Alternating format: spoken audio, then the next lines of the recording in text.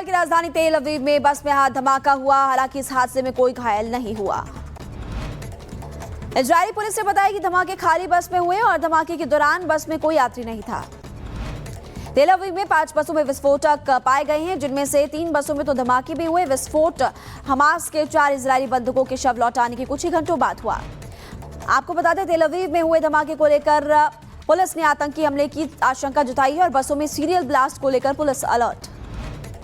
Israel के प्रधानमंत्री Benjamin Netanyahu ने कहा कि हमास द्वारा 4 इजरायली बंधुकों के शवों की रिहाई के बाद पूरा इजराइल दुखी है।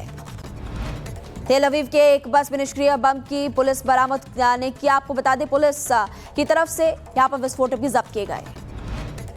अमेरिका के राष्ट्रीय सुरक्षा सलाहकार माइक वॉल्ट्ज रूस से यूक्रेन युद्ध पर बोलते हुए नजर आए कि केवल राष्ट्रपति ट्रंप ही पुतिन और जेलेंस्की को एक टेबल पर ला सकते हैं।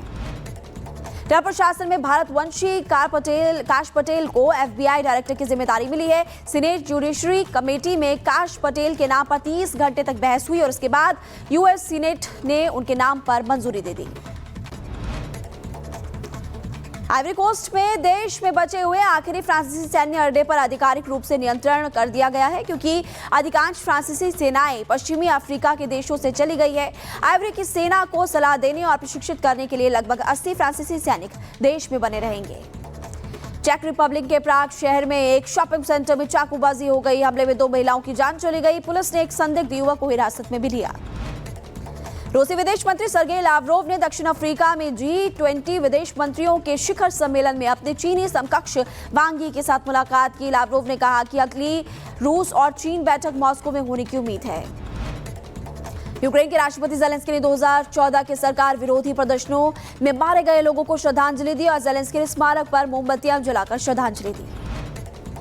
रूसी विदेश मंत्री सर्गेई लावरोव 2 दिनों के दौरे पर दक्षिण अफ्रीका पहुंचे और यूरोपीय राजनयिकों ने यूक्रेन के लिए अपने समर्थन को मजबूत करने की उम्मीद दी। सबसे पहले आपको बता दें, आयुष्मान भारत योजना जो कि केजरीवाल की तरफ से बंद कर दी गई थी, इस पर बड़ा फैसला किया गया।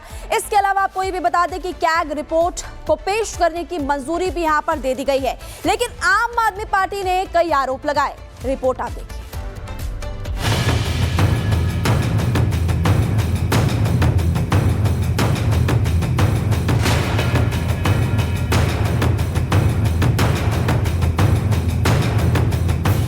दिल्ली की नई CM Rekha Gupta full action में है। शपथ के बाद बीजेपी दिल्ली वासियों से किए वादों को अमली जामा पहनाना शुरू कर चुकी है। पहली कैबिनेट में ही दिल्ली सरकार की क्या रेखा गणित होगी, बीजेपी ने उस पर अपना स्टैंड साफ कर दिया है। कैग की रिपोर्ट्स 14 रिपोर्ट्स पेंडिंग हैं, जो कि पिछली सरकार ने टेबल नहीं की। पहला ही हाउस जो होगा उसमें उन रिपोर्ट्स को पेश किया जाएगा। दिल्ली कैबिनेट की पहली बैठक में 2 बड़े फैसले हुए। पहला, दिल्ली विधानसभा के पहले सत्र में कैग रिपोर्ट को पेश करना और दूसरा, आयुष्मान योजना को मंजूरी देना। आयुष्मान योजना के तहत दिल्ली वासियों को 10 लाख रुपए तक मुफ्त इलाज की सुविधा मिलेगी, जिसे पहले केजरीवाल सरकार ने रोक रखा था। प्रधानमंत्री जी ने आयुष्मान भारत पूरे देश में लागू है, लेकिन दिल्ली में नहीं करने दी थी। आज उसको लागू करने का प्रस्ताव कैबिनेट ने पास किया। दूसरा, जो कैग रिपोर्ट है 2022 से जैसी 14 कैग रिपोर्ट रोक कर रखी थी। जो परफॉर्मेंस रिपोर्ट थी कैग की, उसमें स्पष्ट हो रहा था कि इसमें गड़बड़ियां हैं। खासतौर पर जो शराब नीतीश के शराब की सप्लाई का मसला था, उसमें भी गड़बड़ियां पाई गई।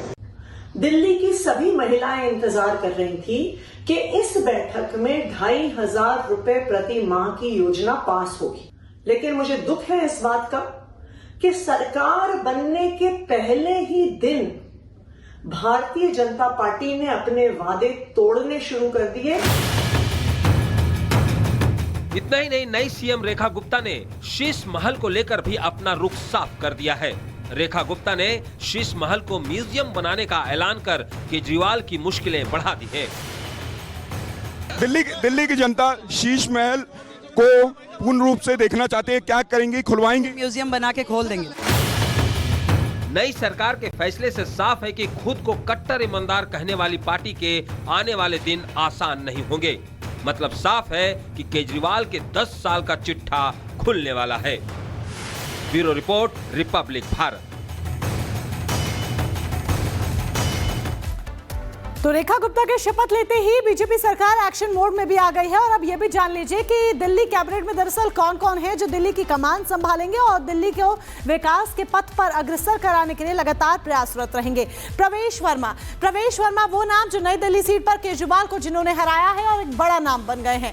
प्रवेश वर्मा पार्टी का सबसे बड़ा जाट चेहरा है। उनकी संपत्ति 115 करोड़ रुपए है। शिक्षा MBA तक पढ़ाई लिखाई उन्होंने कर रखी है। डिप्टी CM बनाए गए हैं प्रवेश वर्मा। PWD की जिम्मेदारी उनको मिली है, प्रवेश वर्मा के कंधों पर है। मनजिंदर सिरसा की बात कर लीजिए, बीजेपी का सबसे बड़ा सिख चेहरा है मनजिंदर सिरसा। रेखा गुप्ता कैबिनेट के सबसे धनी मंत्री हैं। संपत्ति करीब 250 करोड़ की मनजिंदर सिरसा के पास है। 12वीं तक की शिक्षा इन्होंने प्राप्त की है। राजौरी गार्डन सीट से चुनाव मनजिंदर सिंह सिरसा जीते हैं। उद्योग पर्यावरण मंत्री बनाए गए हैं मनजिंदर सिंह सिरसा।